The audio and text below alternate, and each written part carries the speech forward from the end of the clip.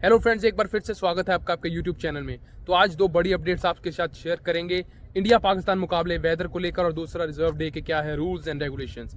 सबसे पहले बात कर लेते हैं वेदर को लेकर। वेदर फॉर कोलंबो ज्यादा अच्छा नहीं है, खबरें कुछ अच्छी नहीं आ रही कोलंबो में। यानी कि आज 9 तारीख को बरसात हो रही है, 70% बरसात आज भी लिखी है, और कल जिस दिन महामुकाबला है उस दिन भी 90% बारिश वहां पर लिखी हुई है। चिंता की बात यह नहीं है कि 90% बारिश लिखी है, चिंता की बात यह है कि सारे आवर्स में लिखी हुई है। आवर्स बीच में कोई ऐसे दिखते नहीं जहां पर बारिश ना लिखी हो, ताकि जो ग्राउंड मैन उनको अगर समय मिले और वो ग्राउंड को क्लीन करें। लगातार बारिश लिखी हुई है। इसके अलावा अगर बात करें, इन्होंने रिजर्व डे भी रखा है। 10 सितंबर को मुकाबला पूरा नहीं हो पाता तो 11 सितंबर को मुकाबला पूरा हो सकता है, लेकिन उस दिन भी वहां पर लिखी हुई है बारिश। इसके अलावा अगर बात करें तो एशिया कप के फाइनल में भी उन्होंने रख दिया है रिजर्व डे, यानी कि 17 को अगर आपको चैंपियन नहीं मिलता तो एक और तारीख रहेगी कि आपको मिल सकता है एशिया कप का चैंपियन। एशिया कप की ये वो टीम जो ये जीतेगी ट्रॉफी। इसके बाद कर लेते हैं रिजर्व डे के रूल्स एंड रेगुलेशंस के बारे में। सबसे पहले अगर हम बात करें रिजर्व डे को लेकर, 10 सितंबर को भारत का मुकाबला पूरा नहीं होगा, 11 सितंबर को भी भारत को मुकाबला खेलना होगा। और साथ ही साथ में अगर 11 को मुकाबला होता है तो 12 को भी भारत को एशिया कप का श्रीलंका से मुकाबला खेलना होगा। यानी कि रिजर्व डे अगर खेल में आता है तो लगातार 3 दिन में भारत को खेलने होंगे मैच।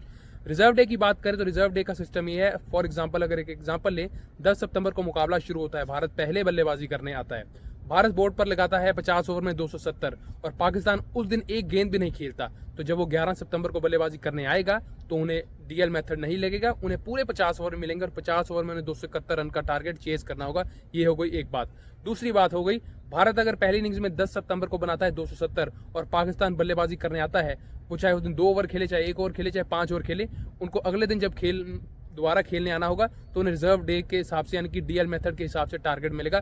फिर उन्हें पूरे 50 ओवर नहीं मिलेंगे, यानी कि 50 ओवर 271 नहीं मिलेंगे। फिर जो छोटा टारगेट होगा डीएल मेथड के हिसाब से, यानी कि 35 ओवर 210, 30 ओवर 200, वो जो भी होगा हम नहीं जानते, लेकिन फिर उस हिसाब से उन्हें टारगेट मिलेगा। तो ये था रिजर्व डे का सिस्टम। अगर पहले दिन आप बल्लेबाजी करती है पहली पारी, और दूसरे दिन अगर वो दूसरी पारी खेलने आती है तो उन्हें पूरे ओवर मिलेंगे। अगर पहले दिन वो कुछ ओवर भी खेल जाते हैं, चाहे 1, 2, चाहे 5 ओवर, कुछ ओवर खेल जाते हैं, तो उन्हें अगले दिन पूरे 50 ओवर नहीं मिलेंगे। डीएल मेथड लगेगा, जिस कारण अगले दिन आपको खेलने होंगे 35 ओवर में 200, फॉर एग्जांपल दे रहा हूँ, 30 ओवर में 180, वो सिस्टम बनेगा। यानी कि ये था रिजर्व डे का सिस्टम। और दूसरी बात ये है कि अगर हम बात करें, अगर हम एशिया कप के फाइनल की बात करें, फाइनल में भी रिजर्व डे रखा है, लेकिन रिजर्व डे को भी अगर ये ट्रॉफी का हम नतीजे तक नहीं पहुंचते कि कौन बनेगा चैंपियन, तो इस लिहाज में, इस हालात में ये है सिस्टम कि इस बार ये जो ट्रॉफी है शेयर की जाएगी 2 मुल्कों के बीच। फॉर एग्जांपल अगर भारत पाकिस्तान फाइनल खेलता है और दोनों दिन बारिश से धुल जाते हैं तो ये ट्रॉफी भारत पाकिस्तान दोनों को मिल जाएगी, क्योंकि इस हालात में ये चीज़ नहीं होगी कि पॉइंट्स टेबल में पहले किसने टॉप किया था, दूसरे पर कौन था, उसका उससे मुकाबला हुआ था, ये हुआ था, वो था। ऐसा कोई भी चीज़ नहीं देखी जाएगी। बस ये देखा जाएगा कि 2 दिन अगर बारिश होती है, पूरी तरह मुकाबले अगर वॉश आउट हो जाते हैं, 20 ओवर के भी नहीं हो पाते, तो ये जो ट्रॉफी है शेयर होगी। होप करते हैं वीडियो में आपको सब कुछ क्लियर हो गया होगा और वीडियो पसंद भी आई होगी। तो यही है एंड में, प्लीज़ हमारे चैनल को सब्सक्राइब कीजिए। Thanks a lot.